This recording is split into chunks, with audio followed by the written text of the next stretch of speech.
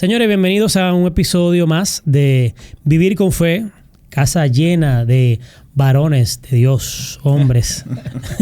Cosas raras esa, ¿eh? Sí, cosas raras.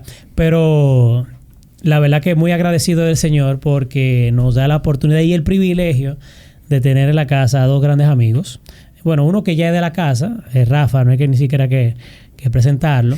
Pero Fausto... Antes dábamos mucho bombo, muchas cosas, mucha payola. Ya se acabaron las payolas. No, Rafa. Señor Rafa, gracias. Nuestro amigo de tal sitio, ¿no? Ya. Usted quiere patrocinio ya. Pero tenemos que desambiguar ahí si es santo o hereje. No, bueno. Nosotros siempre, por mucho tiempo yo pensé que Rafa era el santo, pero de un tiempo para acá... Últimamente... La duda me ha crecido tremendamente. Y específicamente con esta conversación. Con la que vamos a hablar hoy. Bueno, mira, hoy va a ser un buen punto para definir que si él es el santo o el hereje. Señores, tenemos aquí a nuestro querido Fausto Liriano, Difundiendo con la Biblia, un ministerio que nos ha bendecido grandemente, un ministerio amigo, que con cada publicación, cada post, cada conversación, uno crece muchísimo. Se edifica, uno que otro más polémico. Aprende.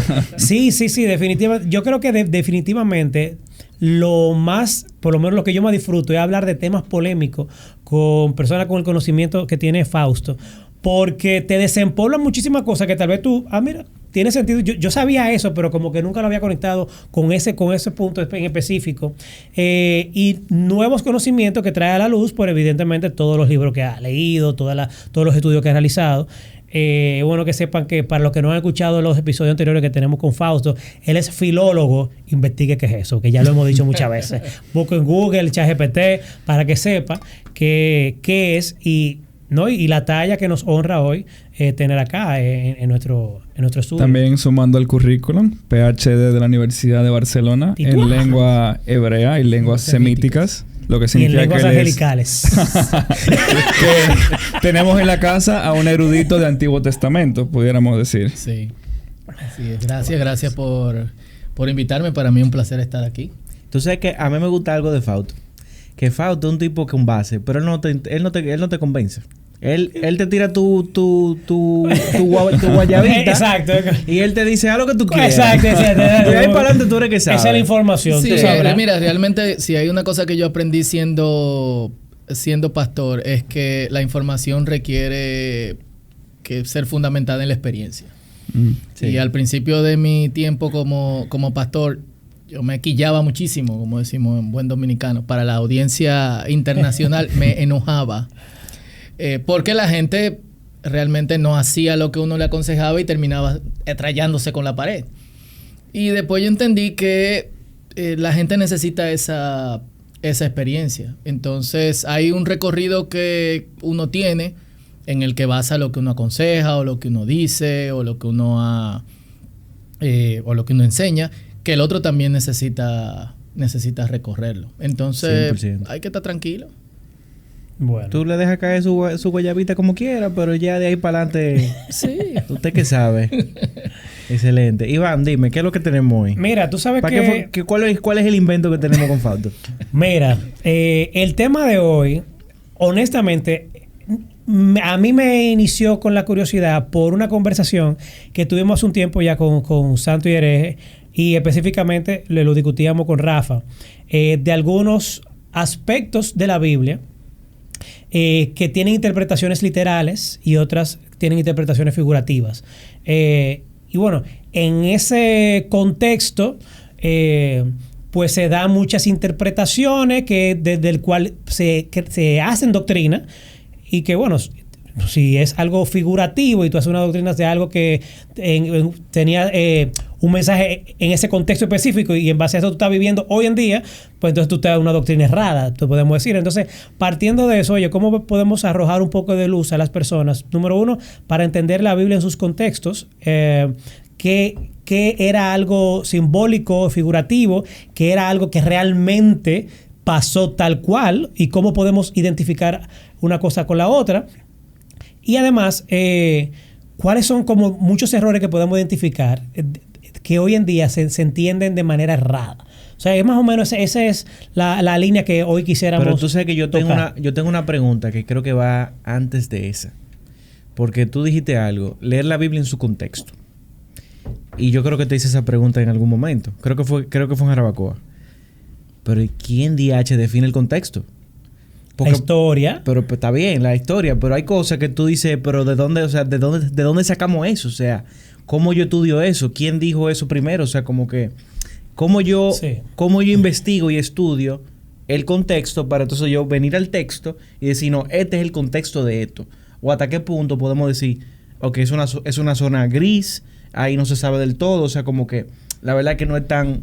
Para mí yo no lo veo tan fácil en ese sentido. No es necesariamente fácil, pero tampoco es difícil. Y en ese sentido yo voy directamente a algo que dicen las mismas escrituras en el libro de Deuteronomio. No está tan lejos de ti como para que tú digas no puedo entenderlo.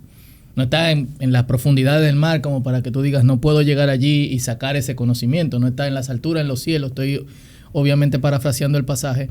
De modo que tú puedas decir no puedo subir, entonces no puedo entenderlo. Si bien el texto bíblico tiene sus complejidades por diferentes distancias. La distancia temporal. Estamos a miles de años de distancia de los libros bíblicos. La distancia geográfica, estamos hablando de otra cultura, en otro punto de la Tierra, muy distinto al punto en el que punto geográfico en el que nosotros vivimos, que incluso hoy hay diferencias. Imagínate esas diferencias también en el tiempo. Y no solamente eso, sino que lo que la Biblia narra y lo que se escribió en la Biblia pasó durante también cientos, y en algunos casos se hacen narrativas de miles de años. También hay una distancia temporal y geográfica entre el mismo contenido bíblico, y tenemos una distancia idiomática. 3 lenguas que son diferentes a la lengua que nosotros hablamos, hebreo, arameo, griego, pero también 3 lenguas en un formato que ya no se habla. Entonces, eso presenta sus dificultades. Sin embargo, todos esos contextos que pueden ser alcanzables, obviamente hay contextos que siguen en el mundo y en el espacio de la ambigüedad, han sido estudiados y siguen siendo estudiados, de modo que nosotros podamos profundizar en el terreno que nos permite interpretar ciertos pasajes y que tengamos cierta luz. Obviamente siempre va a haber pasajes complejos, y eso representa un problema académico, representa también un problema religioso y representa también un problema dogmático o doctrinal. Y por eso siempre se sigue estudiando y se sigue arrojando luz a esos diferentes contextos. Lo principal es, y esto es muy, muy interesante, yo trabajo en traducción oral de la Biblia, y en traducción oral de la Biblia, una de las cosas que nosotros hacemos es que los traductores y los exegetas y los facilitadores, todos vamos al mismo lugar durante 2 semanas. Es como un trabajo intensivo, a diferencia del trabajo de la traducción escrita, donde cada traductor trabaja de manera aislada y luego se reúnen, comparan los pasajes y luego yo entro y reviso las cuestiones exegéticas. Y se hace un proceso de internalización. En ese proceso de internalización del pasaje, que es básicamente un proceso exegético intensivo, nosotros tratamos de sacar desde el mismo pasaje y otros textos de la Biblia, sin usar recursos externos, lo que podemos ver del contexto. Y eso es un primer ejercicio que nosotros podemos hacer. Después de todo, una de las reglas antiguas de la hermenéutica, que puede tener su validez o no, dependiendo de cuáles sean su punto de vista, es la Biblia es su propio intérprete. Y hay cuestiones de contexto que se nos dan dentro de la misma escritura. Sí. Creo que nos ayuda a no entrar en el error el conocer que hay distancias y estar en paz con una realidad. Hay pasajes que no vamos a poder saber a ciencia cierta cuál es su significado o su verdadera interpretación. Y qué bueno que dijiste eso, porque ya eso no aclara mucho esa ansiedad. No, pero por lo menos aclara nuestras expectativas, por lo menos. Sí. Yo creo que partiendo de las expectativas que uno va a decir, bueno, pero te voy a hacer una pregunta. Bíblicamente, ¿a qué le llamamos literal y figurativo? O sea, ¿cómo tú puedes decirle, no, ese texto es figurativo? O sea, ¿cómo tú le traduces eso a una gente que es nuevo en la fe? Bueno, primero nosotros tenemos que definir qué es literal y qué es figurativo. Lo literal es lo que tiene un significado llano, plano, que está libre de ambigüedad. Okay. Cuando digo libre de ambigüedad es no llegamos al pasaje la tierra es plana creyendo, o es redonda. Exacto, como no llegamos al pasaje como que todavía con ciertas dudas de en qué terreno se encuentra. Lo figurativo es lo que es altamente simbólico y no nos lleva a un lenguaje llano. Necesitamos descifrar a qué se refiere. Y en ese sentido, también nosotros tenemos que preguntarnos cuáles son nuestras motivaciones. ¿Por qué yo quiero saber si un pasaje es literal o figurativo? Parece una pregunta estúpida. No, pero es muy válida. O tonta, pero es válida. ¿Cuáles son mis intenciones detrás de esto? ¿Y qué yo quiero decir con esto? Significa que cuando un pasaje es literal, tiene mayor validez para mí como creyente, para vivirlo. O si un pasaje es simbólico, entonces yo puedo aplicarle la ambigüedad que yo quiera para sacar mis propias interpretaciones a mi conveniencia, probablemente puede ser. Exactamente. Entonces, creo que... O simplemente de tu sesgo, porque todo el mundo tiene un sesgo. Correcto. O sea, no necesariamente con una mala intención. Claro, es cierto. Realmente. Ahora es importante saber qué es simbólico, qué es literal, porque obviamente nos saca o no entra en ciertos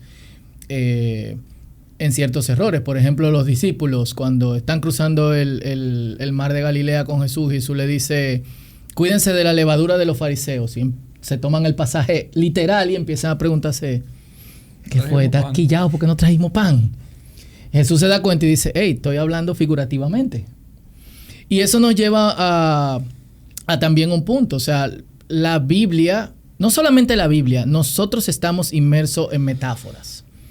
Todo el que estudia lingüística está familiarizado con el estudio de George Lakoff, uno de los grandes opositores de Chomsky, y de Johnson, que se llama Las metáforas por las que vivimos. En español ha sido traducido como metáforas de la vida cotidiana. Una cuestión rarísima, pero bien. Sí. Y ellos hacen un estudio de las metáforas en las que nosotros estamos inmersos. Por ejemplo, un argumento es guerra.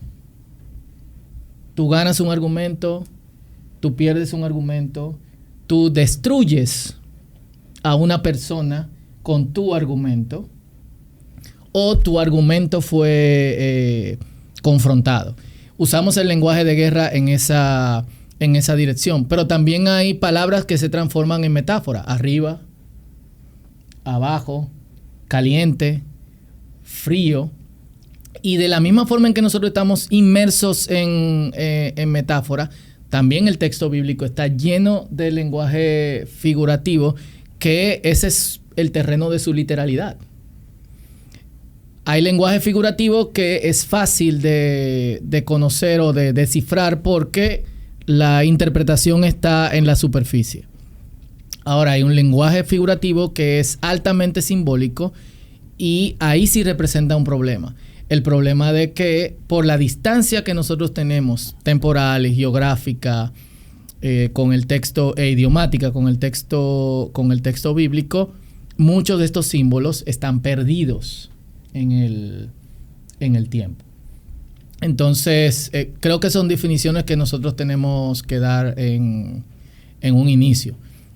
Ahora bien, la primera, digamos que el primer, como yo pudiese llamarlo, la primera cosa que yo tengo que tomar en cuenta para descifrar si un pasaje es figurativo o es literal es el género. El género del libro, si es... El género del libro... El género literario. De la Biblia. El género literario de la Biblia. Si es un salmo, si es poético, si es profético, si es histórico. Exactamente. Mucho de la gente no se da cuenta que la Biblia es literatura. Y a la Biblia ser literatura tiene diferentes géneros. Género poético, tiene un género narrativo, tiene un género profético, tiene un género apocalíptico, tiene un género... El Proverbios es un género de sabiduría, aunque académicamente muchos no les gusta el término al día de hoy.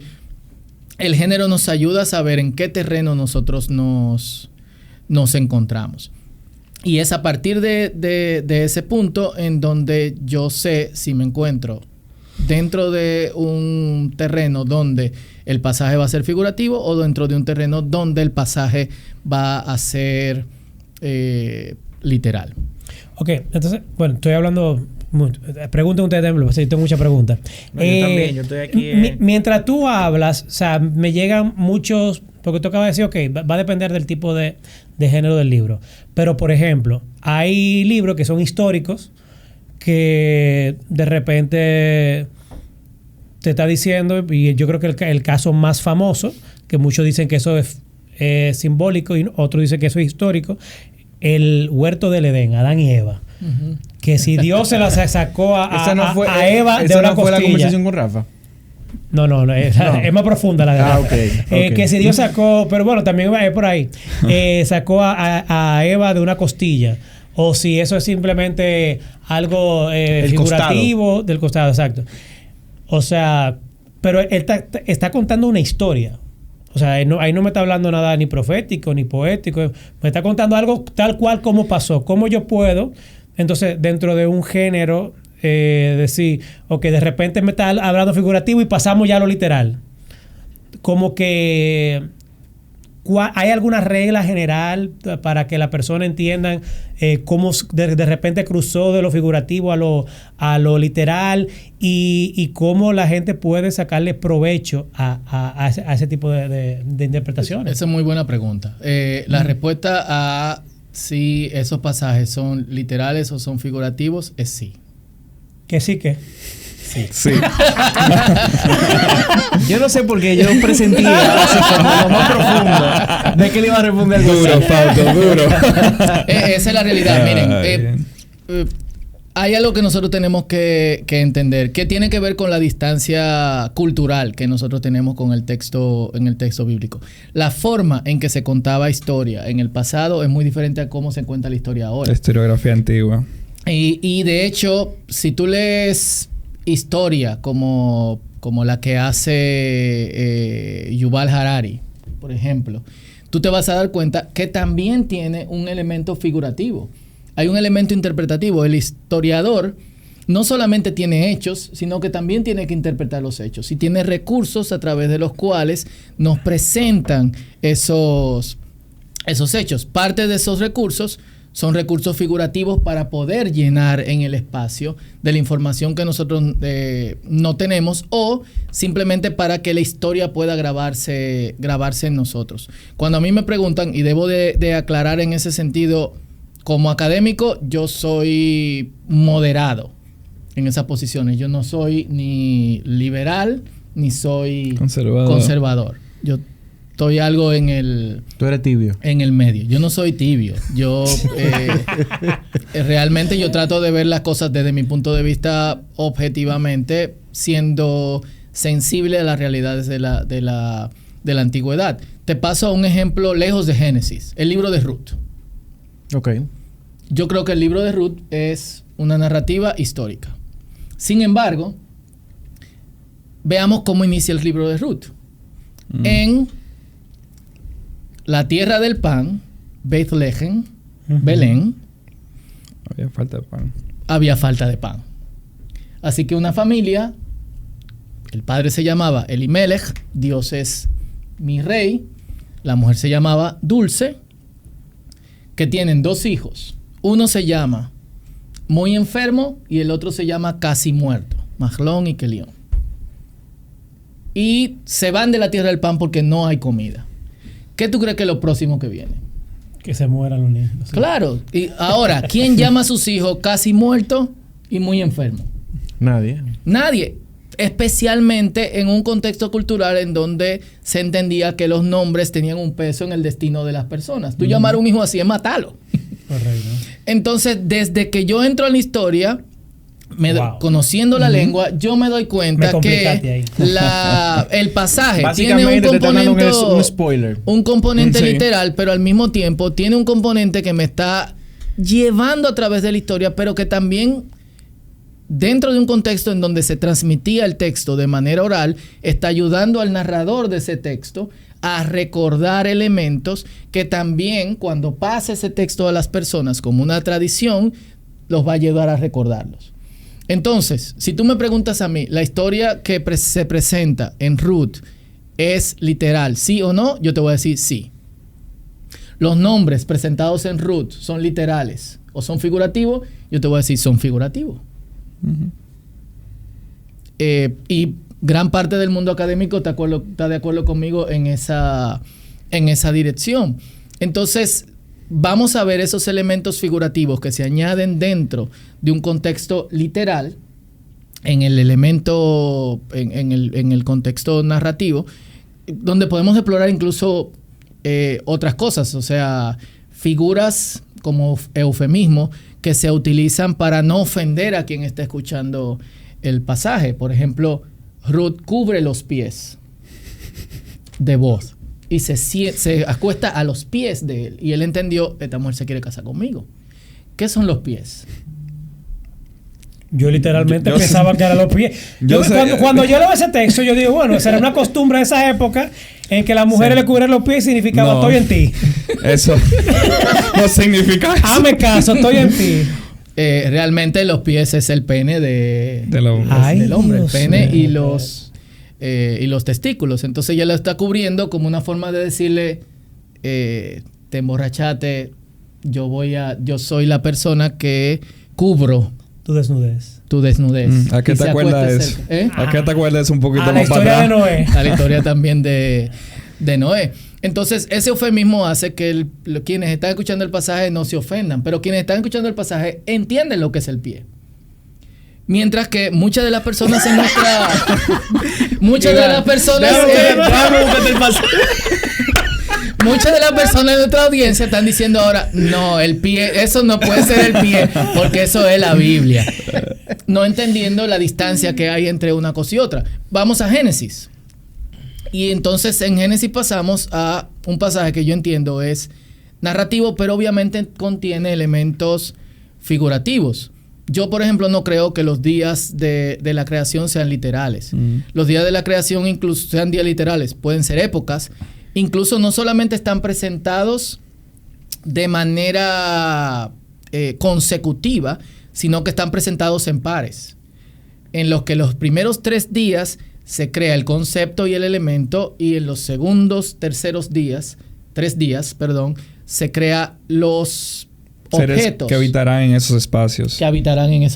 Se crea la luz, pero en el primer día, pero en el cuarto día se crean los elementos que proyectan la luz. ¿Cómo puede haber la luz si no hay lo que hace que haya luz? Lo que hace que haya luz. Bueno, de la misma forma en que había electricidad y nosotros no la habíamos descubierto por miles de años. La electricidad quizás se sabía porque con estática, cuando te tocaba, me daba corriente, hasta que alguien dijo, espérate, esto es algo que nosotros podemos utilizar para iluminar, etc. Entonces, tú tienes también el pasaje donde la serpiente habla con Eva. Y algo que se le escapa a las personas es, la serpiente está ejerciendo sobre Eva autoridad. Lo que se supone que Eva tiene que ejercer sobre la serpiente. Y nos está mandando un mensaje.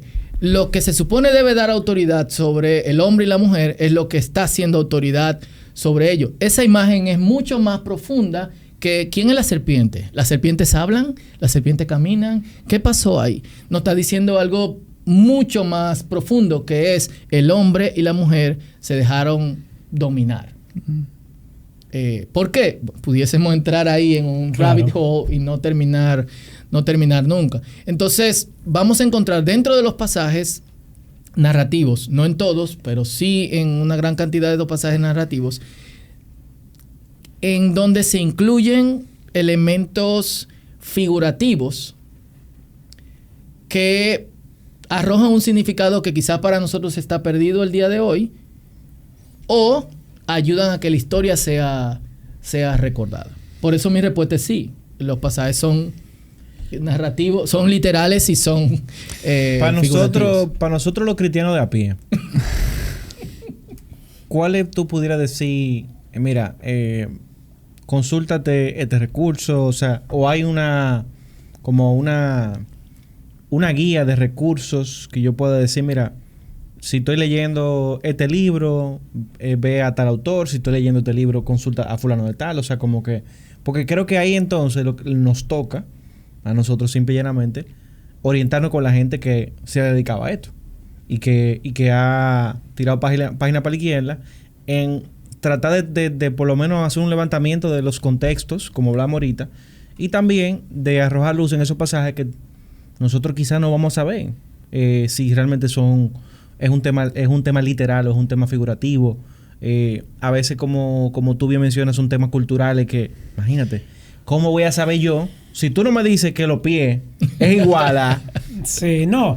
Y te voy a decir una cosa, porque yo lo veo todavía más complejo de ahí. Porque tú acabas de poner el ejemplo de que el Señor hizo los cielos, o sea, creó todo en 7 días, pero que no necesariamente esos días son como nosotros lo vemos hoy. Ojo, ajá, yo también creo que pudieron ser 7 segundos, 7 minutos.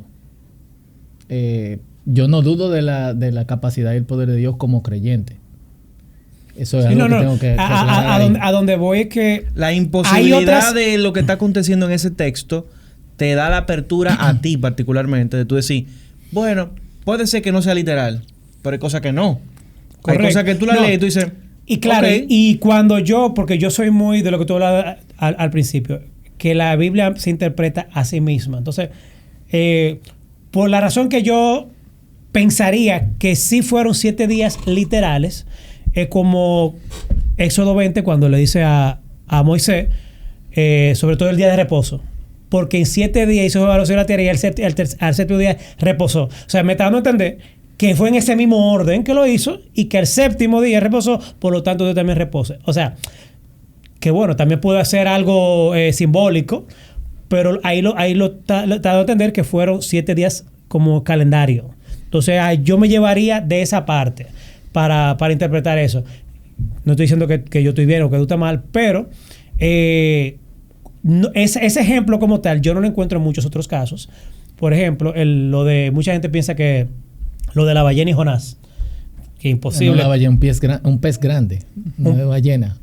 Perdón. Sabemos si una ballena. Es un pez grande, porque vamos a suponer que fue un leviatán, que otro muchos dicen que otro mito. Pero el otro día salió una noticia de que a un tigre se lo traga un pez. Ciertamente. Eso sucede frecuentemente. De hecho, ahora que hay redes sociales... ¿Qué sucede frecuentemente? Peces grandes tragados por ballenas o peces... peces tragados por... Perdón, hombres... Tragados por peces grandes, ballenas, pero que haya sido escupido después de varios días. Sí. ¿En serio? Yo nunca había escuchado eso. Esa fue la primera vez que yo lo vi. Hagan un googlazo. ¿Es verdad? Sí. Bueno, pues... No sucede a diario, pero sucede. A donde por ejemplo, yo quisiera ir, que yo creo que fue una discusión o una conversación que tuvimos con Rafa, que no entiendo por qué está callado, muteado, se termina de soltar porque hemos hablado bastante del tema. Rafa, el hecho de que yo sea moderado no significa que tú no puedes hablar, Por ejemplo, no sé si fuiste tú que me dijiste que el libro de Job era figurativo. No, yo no dije eso. Ahora viene limpieza. Yo lo que dije fue que el género literario de Job es poético. Y si te fijas, los diálogos nosotros no los percibimos en español, ¿verdad? Porque la rima que tienen en el idioma original, que como que tú me digas algo y yo te responda cantando como una tiradera de rap. Un musical. Exactamente. Yo no sé si Job existió o no. Honestamente, esa pregunta a mí me es superflua. A mí me interesa el contenido de lo que está pasando ahí, qué mensaje transmitió a la audiencia que se le dio. No, claro, eso debe ser el fin de la Biblia completa. Si Job existió o no, amén en mi respuesta. Pero ahí voy de nuevo, cuando yo veo que, por ejemplo, en el Nuevo Testamento hace referencia a Job, a mí me da una validación de que fue una persona real. Si yo te menciono el Don Quijote, ¿el Don Quijote existió? Ponlo de esta manera. pudo ser que Job sea un personaje real o no. Jesús dio en una de sus parábolas, habló en una de sus parábolas de dos personajes, el rico y Lázaro. El rico no se menciona el nombre por cuestiones obviamente narrativas, es decir, este tipo no importa dentro de la narrativa. Muy bien, Lucas. Y Lázaro, que es un hombre pobre que disfrutaba de lo que caía de la comida, de la mesa del rico, que no necesariamente significa que estaba debajo de la mesa, sino que lo que botaban de la casa del rico era lo que consumía. Y finalmente murió y va al seno de Abraham. Jesús está hablando de lo que está diciendo una parábola. Se debate la gente si realmente Lázaro y el rico eran personajes reales, pero nos está dando una enseñanza a través de personajes que probablemente eran ficticios y seguimos siendo alimentados por esa enseñanza. Respondiendo lo que Ricky estaba diciendo, lo primero que nosotros tenemos que hacer es las paces con el hecho de que en la Biblia hay pasajes literales y hay pasajes que son simbólicos y figurativos. El hecho de que sea figurativo no significa que no sea una autoridad o que no represente una enseñanza que necesita ser aplicada a mi vida. Yo tengo que hacer la paz con eso. Cuando yo pienso en que los nombres de los personajes de Ruth o de parte de los personajes de Ruth no eran ciertos, eso de ninguna forma disminuye la autoridad del pasaje sobre mi vida, porque como creyente, como un académico confesional, yo creo en lo que está en la Escritura. Entonces lo primero que nosotros tenemos que hacer es las paces con eso. Jesús dijo, yo soy el buen pastor. ¿Cuándo Jesús pastoreó oveja? O yo soy la puerta. Jesús tenía bisagra. Yo soy el pan. Yo soy el pan. Y hay gente que todavía se debate con eso. Gran parte de la división que hay en el mundo cristiano tiene que ver con la Eucaristía católica. Con la Eucaristía. ¿Es realmente el cuerpo de Cristo literal o es algo simbólico? Tú dices que no, los católicos y otras denominaciones cristianas dicen que sí. A partir de este es mi cuerpo. Este es mi cuerpo que por vosotros es partido. Que por ustedes es partido o por ustedes es entregado. El hecho de que yo no crea que ese cuerpo sea literalmente, que yo estoy consumiendo el cuerpo de Cristo, no quita el peso que el evento o el sacramento de la comunión tiene para mí como creyente. Entonces, lo primero es, vamos a hacer las paces con el hecho de que la Biblia está llena de simbolismos. Y también, ¿sabe qué diría con eso, Fausto? Que no literal no significa, no es igual a mentira. Exactamente. Al no literal, algo puede ser verdad sin ser literal. Está bien, pero ahí hay un tema. Y te voy a decir cuál es el tema con eso. Antes que tú sigas, yo quisiera comentar algo de lo que tú mencionabas de Génesis al 1 al 11. Lo que él decía de que si es literal o si es mentira. La respuesta es sí. No, literal o figurativo. O figurativo. Perdón. No, figurativo, mentira sí. sé que no es, pero... O sea, yo creo que también una de las cosas que tenemos que entender con lo que decía Fausto de la distancia de tiempo es cómo los antiguos hacían historia. Las convenciones literarias, la forma de escritura o los intereses que tenían ellos al escribir es muy diferente a lo que nosotros en el siglo XXI o lo que entendemos como historia moderna están intentando hacer. En el caso, por ejemplo, de Génesis 1 al 11, yo sí voy a tomar una postura un poquito más izquierda sería, si te digo. Derecho conservador, izquierda es liberal. Eso es una metáfora. Ok, también. O sea, también. Un poquito más... Eso es figurativo. Al lado tuyo. No en Alemania, pero al lado tuyo. De que es un hecho de que hay elementos que usa el escritor de Génesis que son comparables con otros textos creacionales de la civilización en que rodean a Israel. Lo que te presta a pensar, ¿será que el autor, bajo las convenciones literarias que él tiene disponible, está empleando mitología? Y mitología no es una mala palabra o es igual a mentira, es un género literario. Y pudiera ser que los eventos sí pasan. Aquí voy a jugar el papel evangélico conservador. Pero mitología no viene de mito. Ajá. Y los mitos no son... Nuestro lenguaje popular significa algo vamos a decir falso, pero para los antiguos tenía que ver con el pasado distante de cuando los dioses crearon el mundo. Tenemos que hacer esa diferencia. Yo no niego en la historicidad, pero quizás la manera como el autor nos los está contando con estos elementos fantásticos que se presta a nosotros preguntar qué pasó de verdad y qué es color del autor. Y la respuesta es: en el mundo venidero sabremos. Y creo que tenemos que hacer la paz con eso también. No niego la historicidad, pero también tengo que entender las dificultades que el texto presenta en yo interpretarlo bajo la luz de que hay elementos mitológicos involucrados. Y el tema es que el mismo texto continúa esa narrativa más adelante. Que no se queda nada más en Génesis. Miren, hay lo que pasa. No necesariamente, y aquí en cierto modo discrepo con Rafa en que quizás no hay una intencionalidad en los autores bíblicos de presentar algo fantástico porque sí era lo que estaba en su alrededor. Pero sí hay un elemento importante que nosotros necesitamos destacar, y es que el hombre antiguo concebía su mundo, el mundo que lo rodeaba, de una forma muy diferente al que nosotros lo concibimos. Y eso se proyecta en la narrativa de la creación. Si ustedes leen con cuidado Génesis capítulo 1, se van a dar cuenta que difiere totalmente de cómo realmente es la estructura del cosmos. O sea, el mundo como lo entendemos ahora los modernos. Exactamente. Entonces, primero hay agua. ¿De dónde salió el agua? Nunca dice que Dios creó agua. Y es porque se creía que todo está sumergido bajo agua. Y lo que Dios hace es que separa primero las aguas de arriba de las aguas de abajo y le pone un domo. ¡Brum! Todo lo que está ahí adentro es lo que Él va a crear. Sigue habiendo agua, pero está rodeado totalmente de agua. Por arriba y por abajo. Entonces, dentro de ese domo, que es lo que se llama firmamento, y de hecho era algo que compartía con otras culturas antiguas porque es firme, separa las aguas de lo seco. Separa las aguas a un lado y crea lo seco. Y entonces empieza a llenar lo seco y a llenar entonces también el agua y a llenar el vacío que hay entre las aguas que están arriba y las aguas que están abajo. O sea que por encima del firmamento hay agua. En la concepción de los antiguos. En la concepción incluso de Génesis, sí. Los invito en verdad, yo nunca entendí eso.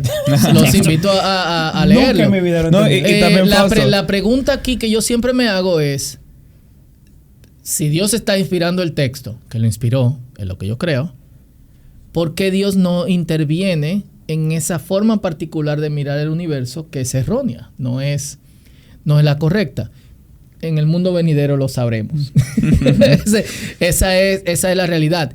Pero nos vamos a dar cuenta que en el proceso de inspiración, Dios no interviene violentamente en la forma en que el hombre ve el mundo. ¿Pero a qué tú le llamas que es errónea? ¿Qué es erróneo según tú?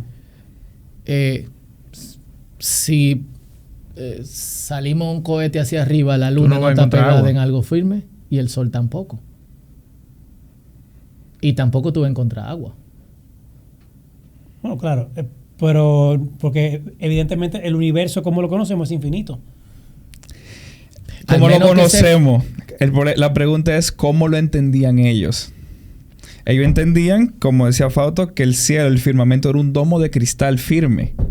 Y que arriba de ese domo lo que había era agua líquida. Pero que yo lo que yo entiendo es que, o sea, así es que vemos que ellos lo interpretaban, pero al final del día creo que nunca vamos a saber si de verdad es así.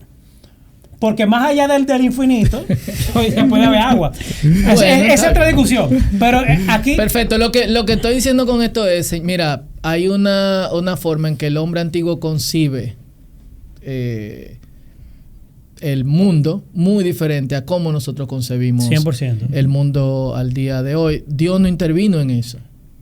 Incluso hay formas en las que el hombre interpreta, y creo que lo dije aquí cuando tuvimos el primer podcast, en que el hombre interpreta su relación con Dios que no es correcta. Dentro del texto bíblico, sin embargo, Dios no violenta eso. El ejemplo que yo siempre doy es: todo el mundo dice en la Biblia que cuando ve a Dios se muere. Y cada vez que alguien tiene un encuentro con Dios, dice, ay de mí, que vi al Señor cara a cara y me voy a morir. Nadie se muere. ¿Por qué nadie se muere? Porque es una concepción teológica no correcta que la persona tenía. Entonces vamos a encontrar también dentro de la revelación bíblica que hay progreso en la forma en que el hombre entiende a Dios. En un punto Dios lo entiende, el hombre lo entiende de una forma, y conforme va pasando el tiempo, el entendimiento del hombre y de la mujer bíblico se va ampliando, no solamente hacia Dios, sino también hacia sí mismo y el mundo en el que los rodea. Tenemos que hacer la paz con eso porque está ahí. El mismo texto lo dice. Bueno, y entonces si el universo no es así, pero la Biblia dice que es de esa forma, ¿voy a patalear para decir que realmente es como la Biblia lo dice? No, debo buscar realmente cuál es el mensaje central de ese pasaje. ¿Cuál es el mensaje principal de ese pasaje? En el principio Dios creó los cielos y la tierra. Primero, hay Dios.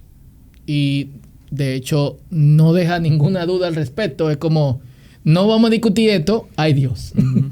Pero necesitamos presentarte esto. Dios fue el que lo creó todo. Y ahí no me cabe duda.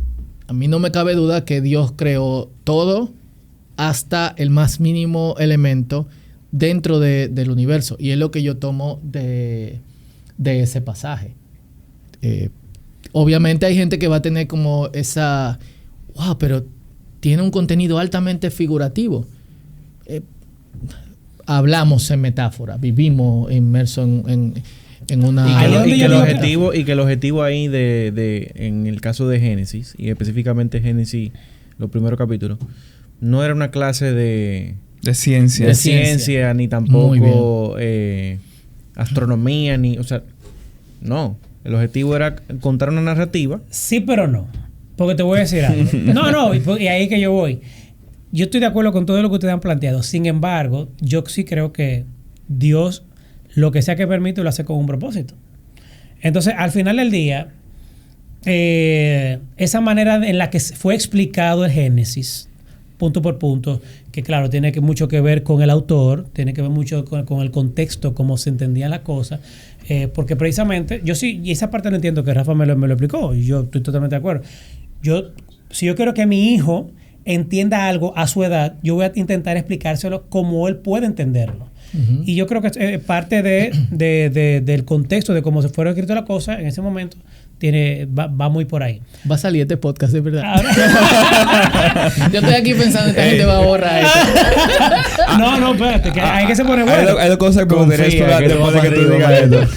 Sobre las narrativas, que creo que fue muy importante lo que tú decías, de cómo ellos las elaboraban y con qué fines, porque ahí también hablamos de si literal o si figurativo, y también la literatura profética, específicamente las áreas de la apocalíptica, que yo creo que con lo que está pasando ahora mismo en el mundo, todo el mundo está diciendo de que mira las estrellas que se están cayendo, como dice Apocalipsis. Entonces, pero lo que quería terminar de concluir, o sea, al final del día vemos mucho esfuerzo por cristianos, incluso cristianos científicos, por evidenciar o buscar evidencia de que el arca de Noé sí existió, que el diluvio fue real, que la creación, que no venimos de un mono, por ejemplo, sino que venimos de la creación de Dios, tal como lo dice la Biblia. Entonces, me genera ruido el hecho de que, bueno, claro, estoy de acuerdo. Lo importante es que eso sea figurativo o literal. El mensaje detrás de eso es lo importante. Claro que sí. Ahora bien, eso no da pie a sustentos antibíblicos, a posiciones, qué sé yo, no cristianas, para desmitificar todo lo que nosotros realmente hemos venido creyendo, argumentando, porque claro, al final lo pueden trivializar todo o relativizar todo. Bueno, si la creación no es como dice ahí y es simplemente algo figurativo, pues el resto pues, probablemente también es así. Entonces, como nosotros como cristianos, ¿dónde está el punto medio? No, espérate. el diluvio no fue real, pero el mensaje está, ok, entonces la tierra se desapareció, la gente desapareció, ¿sí o no? ¿Quiénes quedaron vivos? ¿Cómo pasó eso? ¿Cómo toda la tierra se repobló Saltamos de la creación al diluvio? Mira, no, porque yo estoy tocando como los puntos que son más... La gente dice que el diluvio fue algo, o que fue local, o que fue universal, o que no existió. Hay muchas teorías que tú ni siquiera sabes, porque se dice que inundó la tierra. Bueno, la tierra, yo entiendo la tierra completa, no la tierra en Medio Oriente. O sea, eso es que te quiero decir, como que, ¿cómo uno interpreta la Biblia al final del día? Tomando en cuenta esos dos elementos. Yo creo, por ejemplo, que... yo creo en la creación por etapas. Okay. Entonces yo no descarto el hecho de que Dios haya creado las cosas en cierto orden. Ahora, ¿y eso no da pie a que pudimos haber salido del mono? Yo no creo que pudimos salir, que salimos del mono.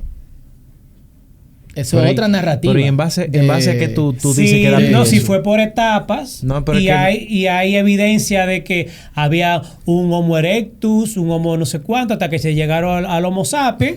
Bueno, fueron por etapas. Pero son saltos cuánticos, viejo. Eso exacto. No, por eso es que la ciencia necesita llenar eso con millones de años. Y de hecho tiene una narrativa que contiene elementos altamente figurativos. Hace 500 millones de años, sobre la Tierra caminó no sé quién. La gente no ve eso porque entiende, bueno, es ciencia. Bueno, la ciencia tiene un elemento de observación y está llenándonos con una narrativa lo que no puede observar. Como son saltos cuánticos, necesita llenarlo con millones de años. Obviamente la ciencia no es lo que nos compete y yo no soy biólogo, claro, ni químico, ni físico. Mi objeto de estudio son las escrituras, el mundo antiguo y las lenguas semíticas. Yo no creo que eso da paso a decir todo lo demás o todo lo que está dentro del texto es mentira o es un error. Creo que tenemos que hacer las paces con el hecho de que los dos elementos se encuentran dentro del texto. Como dije, soy de una posición moderada. No creo en días de la creación, día 1, día 2, de 24 horas. El mismo texto puede repeler eso, pero sí creo en etapas. Probablemente segundos, probablemente también miles de años. O probablemente días o semanas. O 7 días también. Perfecto. O 7 días también. No pudiese descartarse. La cuestión es que tenemos posibilidades abiertas en ese sentido. Yo yo creo en el diluvio. Ahora el diluvio nos presenta ciertas cuestiones. Si es para destruir todo lo que está vivo, ¿se necesita un diluvio universal o si necesita un diluvio local? De hecho, el diluvio presenta un asunto mucho más interesante porque prácticamente todas las culturas antiguas, incluyendo las culturas amerindias, tienen un diluvio.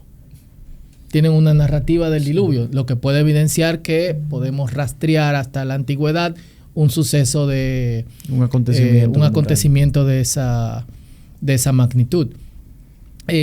Lo que tenemos que hacer las paces con los dos elementos se encuentran ahí. Entonces, eso no descarta el significado de la importancia del texto bíblico y su mensaje.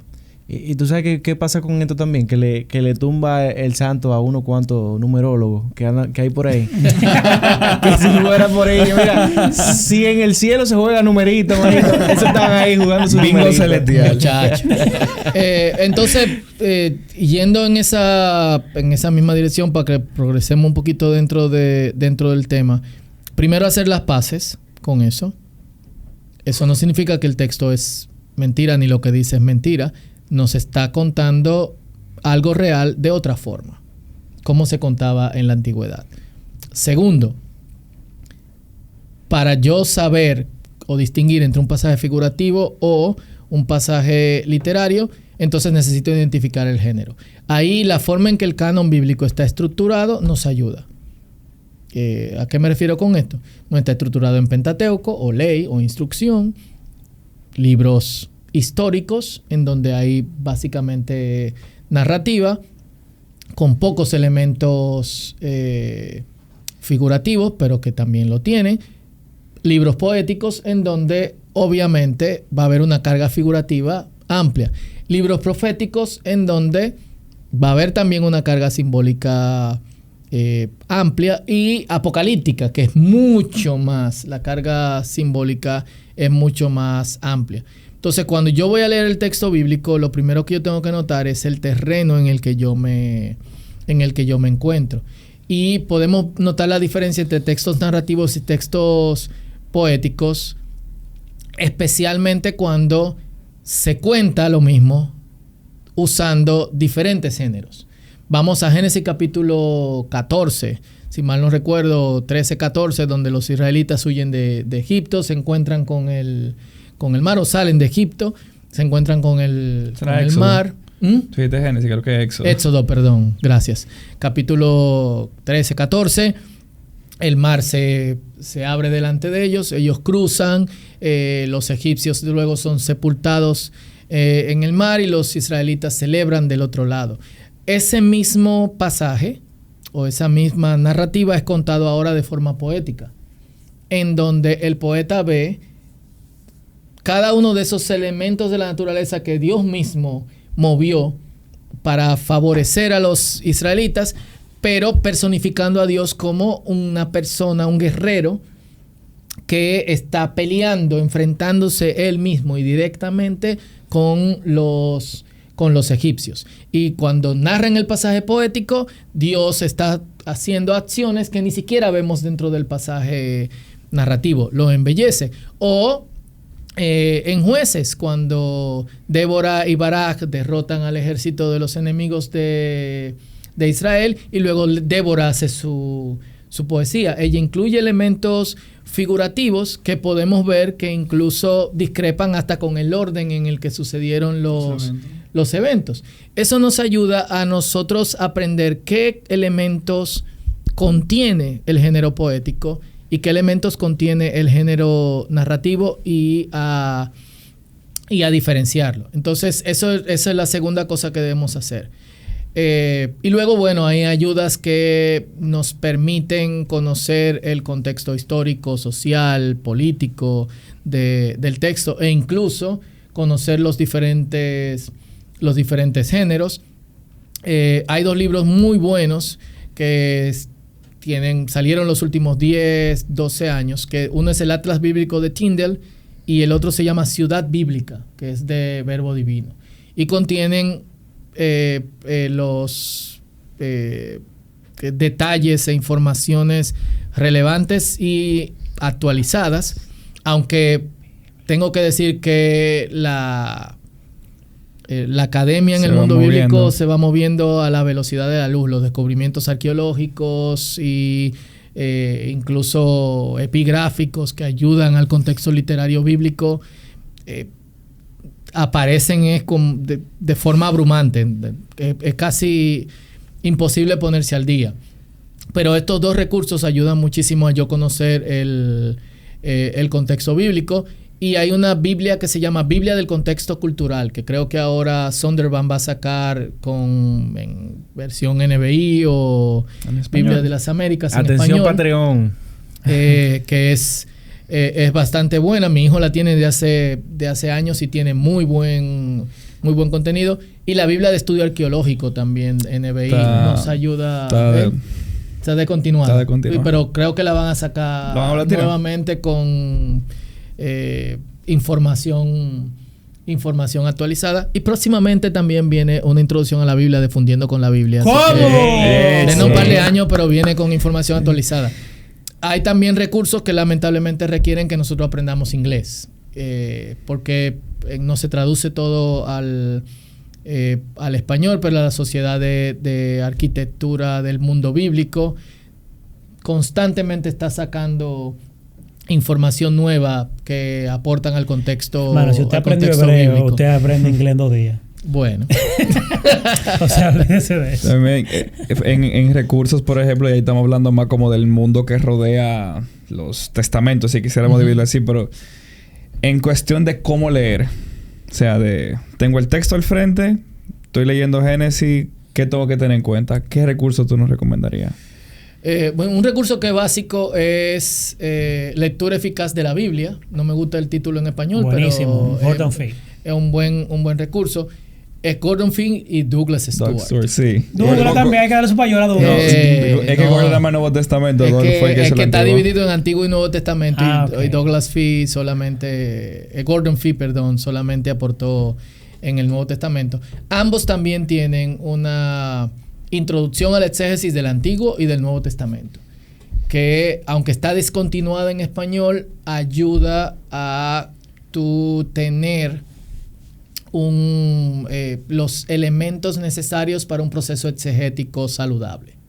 Entonces, si pueden conseguirlo, la del Antiguo Testamento es de Douglas Stewart y la del Nuevo Testamento es de Gordon Fee. Pero aparte de eso, algo que ayuda son los recursos para estudiar géneros literarios. La Biblia tiene que también leerse en sus términos como literatura, y el lector bíblico tiene que desarrollar esa capacidad de ver el texto con un acercamiento con el lente de su género literario. Y para eso obviamente hay libros que nos ayudan a leer narrativas, que hablan de crítica narrativa, o que nos ayudan a leer poesía, o nos ayudan a leer a conocer el lenguaje figurativo en literatura en general, que aportan a nuestra lectura del texto bíblico, porque eso es importante que nosotros podamos aprender a diferenciar. Mira, estoy en cierre, pero yo sé que los muchachos tienen los ojos por ahí. Sí, porque que uno se lleva de esto, le coge el gustico. Yo todavía me pregunto si lo van a subir este podcast. No, confía, que sale el lunes. Diciendo Para que esto sale el lunes. Estoy friendo y comiendo. Lo van a poner en la lista de ese buco de las iglesias. Tú puedes estar seguro que ese señor va a elegir los cortecitos. Tú supiste. O sea, que esos cortes ya están sacados. Oye, una cosa. Fausto censurado, Fausto Liriano tiene que haber cometido un par de errores en su trayecto como pastor, como predicador. Cuéntame cuál te viene a la mente así rápido, que tú ahora miras para atrás y dices que diache, metí la pata con este pasaje, con esta predicación. Cuéntame aunque sea no era una. literal. Yo no recuerdo cuestiones que tienen que ver con tratar de definir un pasaje como literal o figurativo. Seguro he cometido muchísimos errores en esa dirección, pero yo sí he cometido el error de llevar al texto una lectura que el texto no tiene. Por ejemplo, si vamos a Génesis, volvemos a Génesis capítulo 3. Un error que recuerdo que cometí en esa dirección, es decir, a Eva le pasó eso porque Adán no estaba con ella. Ay. Pero, yo conozco un pastor, y algo que pasa... Hay un corte de un pastor. Algo que pasa es que llega el punto en que eso se mete tanto en tu mente que cuando tú lees el texto tú no ves otra cosa.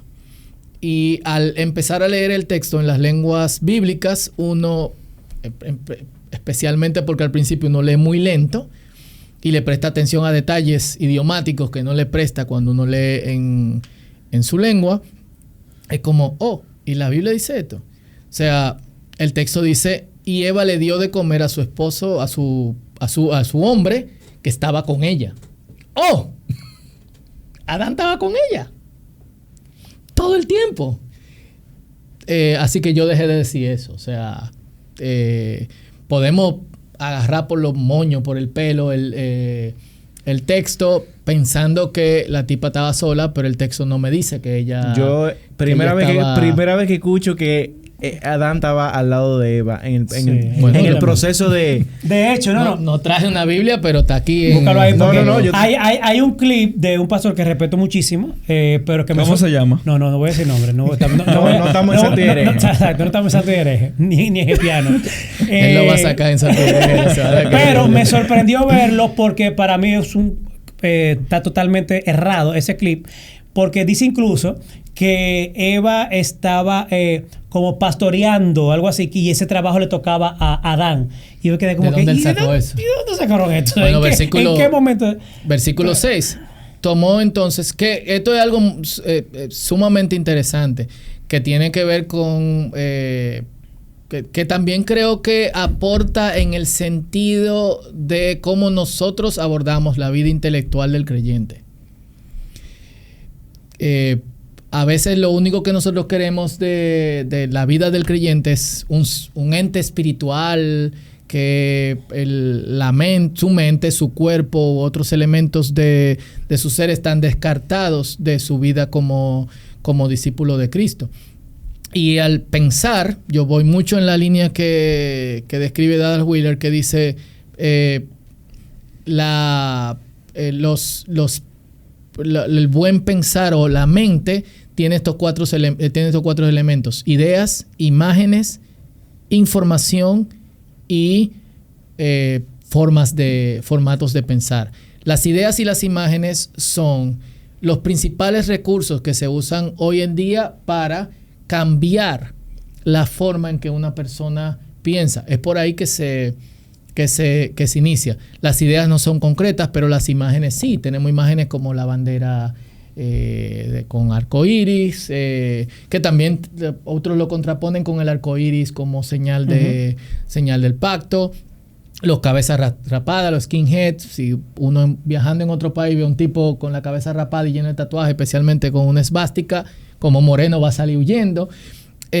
O cómo se visten los pentecostales, o en una congregación, si tú entras y ves un órgano, tú de una vez vas a decir, aunque probablemente dentro de cuando inicia el culto te des cuenta de lo contrario, esta es una congregación conservadora. Pero cuando veas una batería, una guitarra, no sé quién, hay ideas que vienen a través de las imágenes. Y algo que vemos en Génesis capítulo 3 es que cuando la serpiente quiso cambiar el pensamiento de Eva, no le dio un palo, sino que insertó una nueva idea. Y esa nueva idea cambió la imagen que ella tenía del árbol. Claro. En ese momento dice, vio que el árbol era bueno para comer, apetecible y codiciable para alcanzar sabiduría. Versículo 6. Tomó entonces uno de los frutos y lo comió y le dio a su marido, ¿qué dice ahí? Que estaba con ella. Que estaba con ella.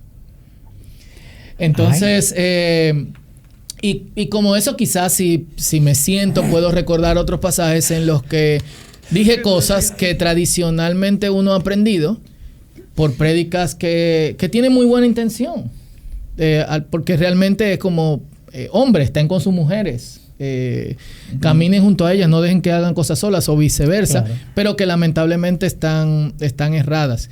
Sí recuerdo que cometí muchos errores diciendo el griego dice o el hebreo dice o que realmente... El original. El original. ¿Cuál original?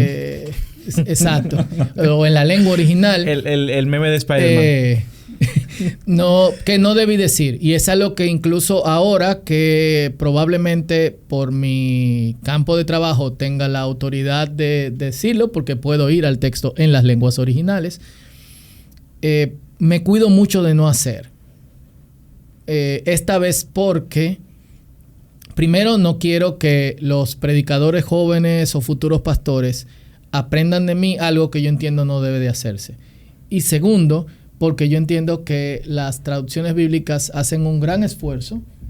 En algún momento ciertas decisiones de traducción se quedan cortos, pero hacen un gran esfuerzo en llevar el significado del texto, y yo no quiero que la gente desprecie la traducción bíblica que utiliza. Entonces, ahí hay algunos ejemplos de quizás múltiples errores que he cometido. Si te acuerdas de uno, mándanos una nota de voz para sacarte el cortecito.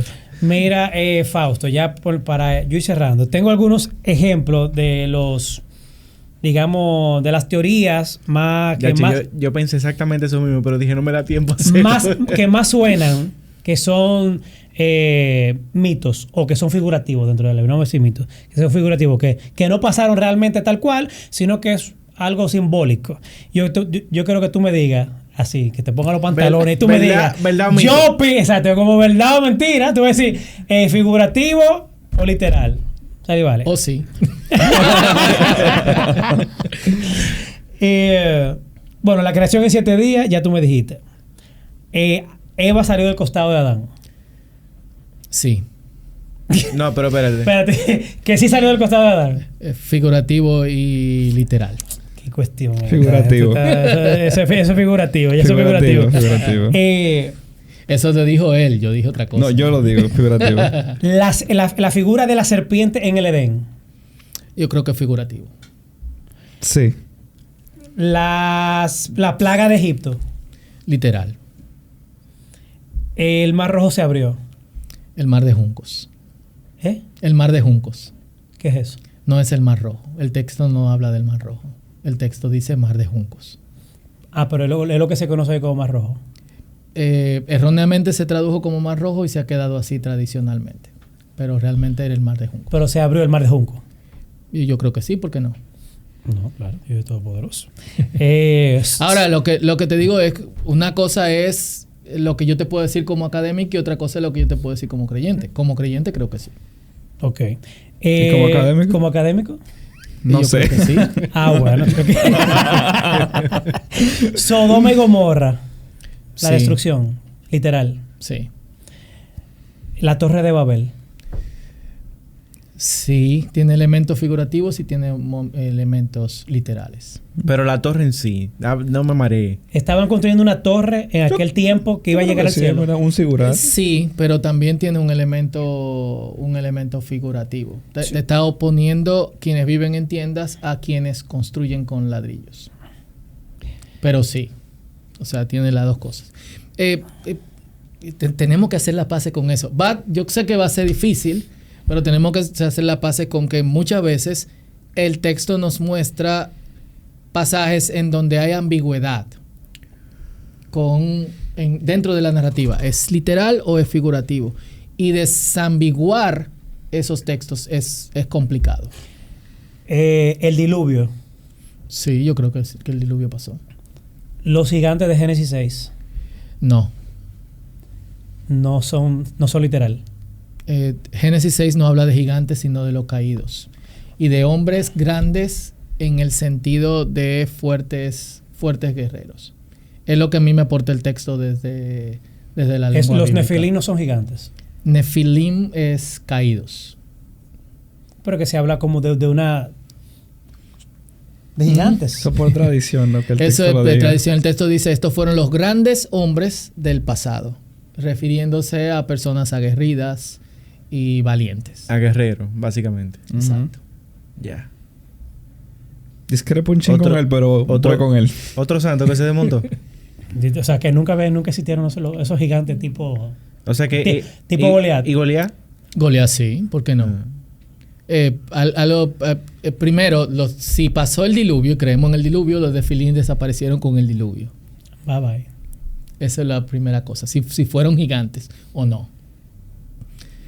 Ahora, tenemos que entender que... Y hay evidencia, de hecho, arqueológica con respecto a esta raza llamada los Rafa. En Asdod, si no me equivoco, está el Museo de la Cultura Filistea, que visité ya hace algunos años.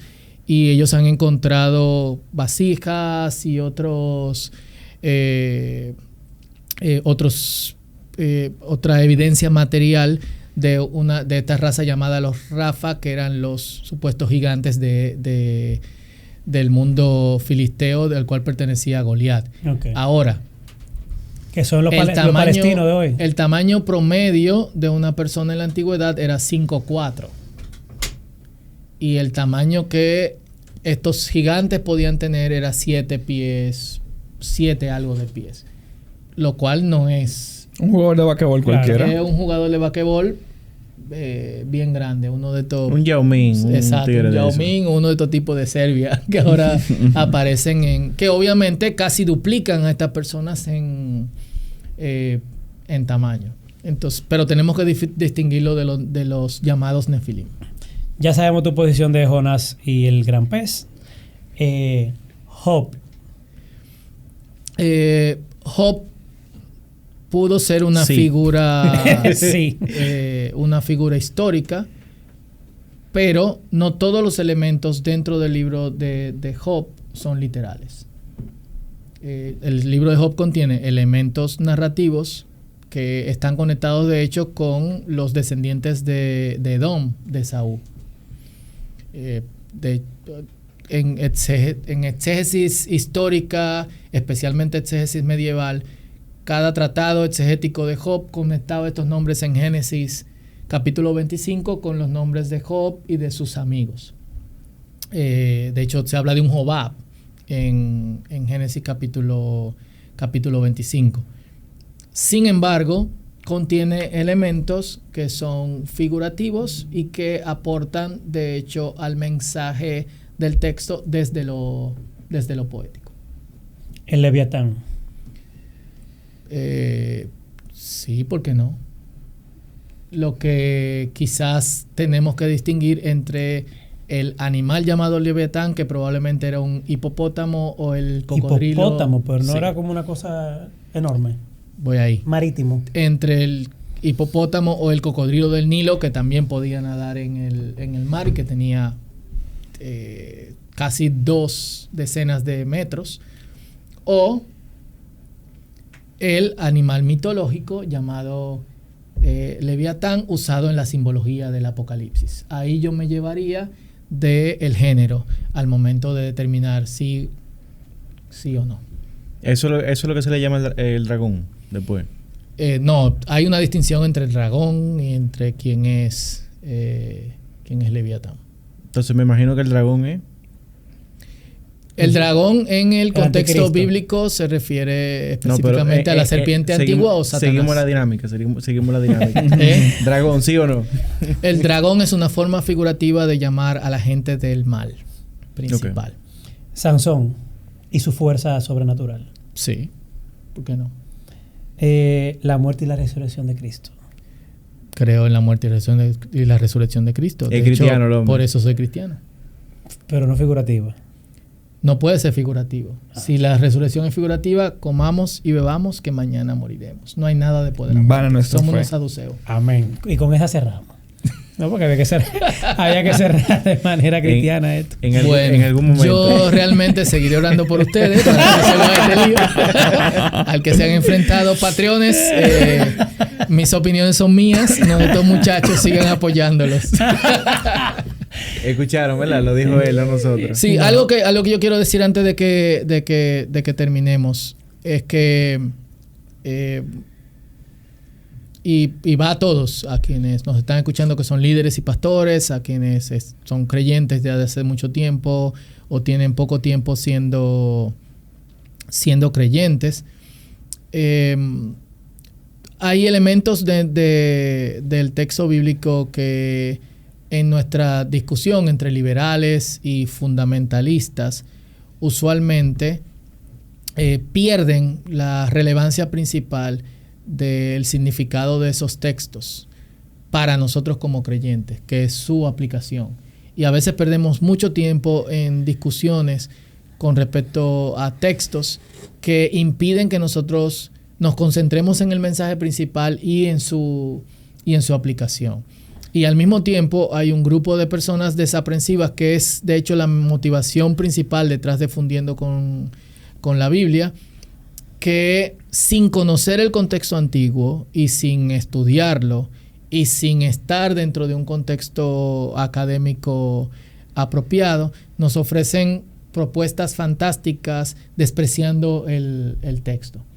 Por ejemplo, ahora mismo hay un video muy popular que me lo han mandado 2 o 3 gente de un tipo que habla sobre la autoría en los evangelios. Yo estoy totalmente seguro que esa persona desconoce cuál era el proceso de autoría en la antigüedad. Que él tiene un contenido muy bueno sobre libros. Ellos también mandaron eso, pero él es ateo. Entonces cada vez que toca el tema de libros cristianos siempre salta con unas barrabasadas. Pero fuera del contenido cristiano, yo lo sigo. Pero ahí eso es terrible lo que él dice. No lo conozco realmente. Bibliotequiano. Pero realmente te puedo asegurar que desconoce el contexto de cómo se autoreaba, si me permiten inventar una palabra, libros en la en la antigüedad. Y tenemos que tener mucho cuidado con eso. Finalmente, yo creo que tú crees lo que tú quieres creer. Correcto. En Fundiendo con la Biblia, últimamente entrevistamos a Aaron Kohler, y algo que él nos decía con respecto a que es de hecho un judío practicante, pero también un académico de hebreo bíblico. De hecho, ahora recibió la más alta posición de enseñanza de hebreo en la Universidad de Cambridge. Y una de las cosas que dice, miren, obviamente cuando alguien viene y nos dice el Éxodo no sucedió, tiene una influencia sobre mí como una persona que practica el judaísmo. Pero yo también he visto dos tipos de personas. Y es la persona que acepta esto y abandona su fe. Y por otro lado, la persona que dice, ok, pero yo he visto a Dios obrando en mi vida y sigo creyendo. Entonces, yo me he dado cuenta que en ocasiones tú crees lo que tú quieres creer. Claro. Y en mi caso, cuando yo me vi enfrentado a ciertas realidades con respecto al texto, en vez de perder la fe, yo decidí profundizar mucho más. ¿Por qué? Porque yo he visto también a Dios trabajando en mi vida con milagros. Correcto. Yo tengo un primo que Dios lo sanó del cáncer. Claro. Cuando tenía 8 o 9 años, de estar postrado en cama por semanas y de tener un diagnóstico legítimo de cáncer en los huesos, a pasar a no tener un diagnóstico y a ser un hombre de familia el día de hoy. Dios ha hablado mi vida en múltiples ocasiones de manera milagrosa. Dios me ha, de hecho, provisto cuando estaba en el ministerio pastoral también de manera milagrosa, exactamente con lo que yo necesitaba. Si yo niego a Dios, yo soy un estúpido. Sería una necedad. Entonces, ¿a qué me lleva eso? Espérate, yo necesito profundizar en el texto 100%. Y realmente ver qué está pasando, qué está pasando aquí. Y por eso también me molesta la gente que simplemente anda detrás de lo fantástico y detrás de cualquier cosa que pueda llevar a la gente a yo no sabía esto, no sé quién, y ahora qué yo hago. Los códigos, no sé quién. Yo creo que también, obviamente el texto bíblico tiene sus complejidades por lo que hemos hablado desde el principio, pero también el texto bíblico tiene un mensaje. Y ese mensaje es: Dios nos ha creado para ser objeto de su amor. Amén. Y es algo que podemos experimentar y que puede transformar nuestras vidas radicalmente. Si en su defecto tendríamos que dudar de algo, sería de nuestro entendimiento. Aquella persona que ha experimentado, como decimos nosotros aquí, ustedes lo saben, nosotros aquí venimos a conversar y hablar de lo que hemos vivido y hemos experimentado, como dice el mismo texto. A mí nadie me podrán decir lo que tú quieres de Dios, pero yo no puedo negar mi fe. Porque ya lo que yo he experimentado y vivido, o sea, como tú dices, o sea, nadie me puede arrancar eso. Es correcto. Y eso es una realidad para aquellos que naturalmente han vivido y han experimentado, valga la redundancia, a Dios mismo. Y de eso se trata. Y yo creo que al final del día el mensaje es ese. Toda duda que te genere algún texto bíblico, alguna situación, lo que tiene que acercarte más a Dios para buscar respuestas y no alejarte de Él. Porque en estos días leí algo muy curioso que decía, todo el que dice no creer en Dios o todo el que se considera ateo, tiene una razón para querer que no exista un Dios. O sea, y eso para mí me parece poderosísimo, porque al final del día es que me conviene que Dios no exista. Porque si existe, de verdad estoy frito. O prefiero seguir mi vida como la estoy viviendo, porque así no tengo nadie que me juzgue, hago lo que me da la gana, yo soy mi propio Dios. Entonces, al final del día, yo creo que va por ahí. Si yo que terminara con algo, fuera que estudiar la Biblia de forma crítica y hacerte estas preguntas difíciles no es igual a uno tirar la fe por la borda. Hay un episodio que ustedes hicieron en Fundiendo con la Biblia que me encantó porque dio directo en el clavo de esa pregunta. O sea, tú puedes leer la Biblia de forma crítica, entender que no todo es literal, que hay muchos juegos de convenciones literarias, aún así confesar que Cristo ha resucitado. Y la respuesta es simple. La respuesta es sí. O sea, tú eres un vivo ejemplo de eso. Landet, un vivo ejemplo de eso. Alex, un vivo ejemplo de eso. Y la cantidad de académicos que se han dedicado a hacer academia para la iglesia son un vivo ejemplo de eso. Que entienden los mismos problemas que los seculares ven en el texto. Que se hacen las mismas preguntas históricas que los seculares le hacen al texto. Y aún así son fieles creyentes. Se puede ser creyente y vivir en tensión con cosas que aún no entendemos de la Biblia. Así que ya te sabe, mi gente, si usted por alguna razón tiene la pregunta todavía en la cabeza, si Génesis, específicamente los días de la creación, fueron literales o no, la respuesta es sí. Señores, hasta aquí el episodio de Gracias, Fausto. De verdad que siempre es un placer tenerte. Sé que la última, pero... ¡No! Esta abre pie a muchas otras más. Abre pie. Ay, ya no puedo ver los pies igual. Hablamos, señores.